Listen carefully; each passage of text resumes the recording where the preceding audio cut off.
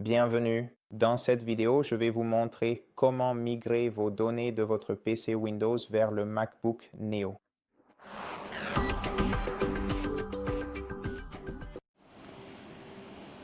Et la première chose à faire est de s'assurer que nos deux ordinateurs sont connectés au même réseau Wi-Fi ou au même routeur. De plus, vous devrez vous assurer que votre PC Windows peut utiliser des connexions Bluetooth et si ce n'est pas le cas, vous devriez vous procurer un adaptateur Bluetooth. Sinon, vous risquez de rencontrer des problèmes lors de la migration des données. C'est tout. L'application que nous allons utiliser pour cela, l'application officielle d'Apple, nécessite une connexion Bluetooth et il se peut qu'elle vous demande d'activer le Bluetooth pendant le processus. Maintenant, la première chose à faire pour migrer les données de Windows vers notre MacBook est la suivante. Allez sur le logo Apple en haut à gauche du MacBook et vérifiez les réglages du système. Ensuite, ici, il faudra s'assurer que l'appareil est mis à jour avec la dernière version. Donc, allez dans Général, dans la barre latérale, vérifiez mise à jour de logiciel et assurez-vous que votre appareil n'a pas besoin d'installer de mises à jour. Faites ensuite la même chose sur votre PC Windows. Sur votre PC Windows, vous devrez vérifier les paramètres Windows, puis dans la barre latérale, allez dans Windows Update et assurez-vous que votre appareil est à jour. Ensuite, nous allons devoir installer l'outil de migration Windows depuis le site officiel d'assistance Apple. Donc, cherchons Apple Support Windows Migration sur notre PC Windows et nous verrons cet article expliquant comment transférer de PC à Mac. D'ailleurs, vous pouvez le consulter vous-même si vous le souhaitez. Mais en général, ce que nous allons devoir faire ici, c'est sélectionner l'assistant de migration Windows. Donc, si vous le souhaitez, merci. Transférer vers macOS à partir de macOS 14 et jusqu'à macOS 26. Je pense que vous avez ce macOS 26, même si vous pouvez toujours le vérifier dans les réglages. La 26e version est la dernière version de macOS et elle est très probablement installée sur votre MacBook Neo. Donc, l'application assistant de migration Windows correspondante pour ce système d'exploitation sera celle-ci. Alors, sélectionnons-le, puis cliquons sur Télécharger et attendons que l'outil soit téléchargé sur notre PC. Ensuite, nous devrons exécuter l'assistant de migration en ouvrant ce fichier. Alors, attendons jusqu'à ce que la préparation est terminée. Très bien, et maintenant, nous allons devoir installer ce programme. Alors, cliquons sur Suivant, puis acceptons les termes du contrat de licence. Cliquez sur Installer et attendez que l'assistant de migration soit installé sur votre ordinateur portable. Et en attendant, passons sur notre MacBook et sur notre MacBook.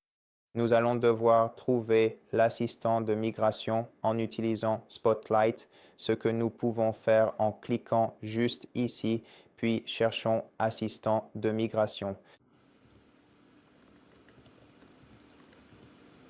Oui, donc nous n'avons pas besoin de l'installer séparément ici.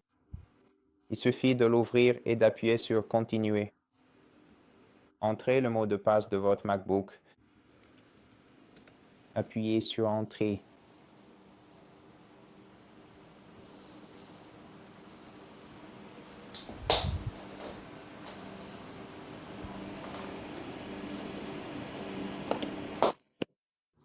Dans la fenêtre suivante, nous allons devoir sélectionner depuis un PC Windows puis appuyer sur Continuer. D'accord, donc on reçoit un avertissement indiquant que le Mac fonctionne sur batterie.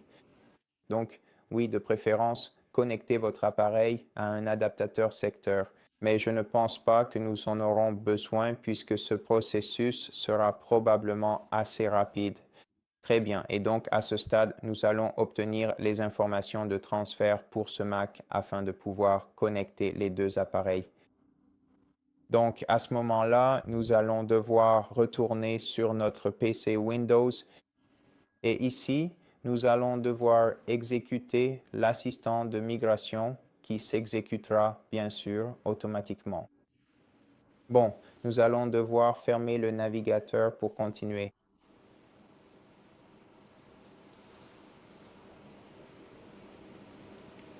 Et ensuite, il va falloir désactiver les mises à jour automatiques sur Windows.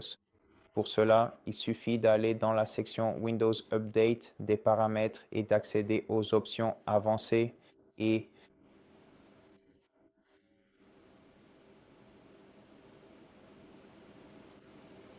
désactiver toutes ces fonctionnalités.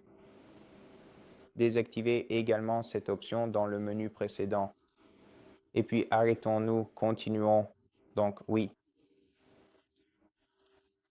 Il se peut également que nous devions désactiver le pare-feu au cours de ce processus, mais pour l'instant, continuons. Alors, choisissons maintenant si nous voulons envoyer ou non des données de diagnostic, mais je ne pense pas que ce soit inutile. Bon, maintenant, vous devez saisir le code qui s'affiche sur vous. Notre appareil Mac est ici. Une fois cela fait, vos appareils commenceront à établir une connexion entre eux. Et sur votre MacBook, vous verrez quelque chose comme ceci. Et ici, vous pourrez sélectionner les données que vous souhaitez transférer. Donc, je ne vais pas transférer ce dossier. Donc, oui, ici, nous pouvons simplement cocher toutes les données que nous voulons transférer depuis tous les utilisateurs de notre ordinateur.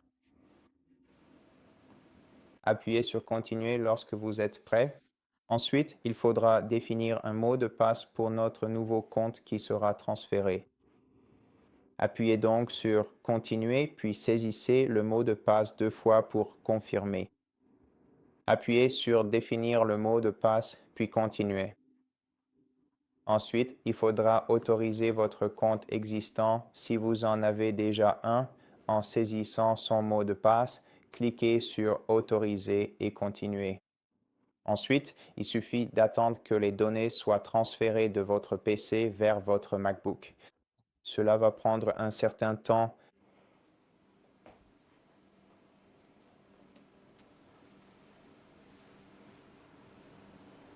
D'accord? Et lorsque la migration sera terminée, vous verrez cette fenêtre à la fois sur votre PC Windows et sur votre Mac. Nous pouvons maintenant appuyer sur Terminer et continuer en nous connectant à notre compte Windows nouvellement transféré.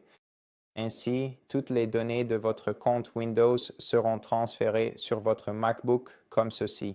Selon la quantité de données, cela peut prendre plus ou moins de temps. Pour moi, cela a duré environ 10 minutes, même si je n'avais qu'environ 2 gigaoctets de données à transférer. Dans votre cas, cela pourrait prendre un peu plus de temps. Je vous recommande donc d'utiliser cette méthode pour transférer certaines données importantes. Et si vous souhaitez transférer complètement toutes vos données, je vous recommanderais plutôt d'utiliser un appareil externe comme un disque dur externe ou une clé USB si vous en avez une qui peut supporter de grandes quantités de données. C'est tout pour cette vidéo. Si elle vous a aidé, abonnez-vous, laissez un like et un commentaire et à la prochaine.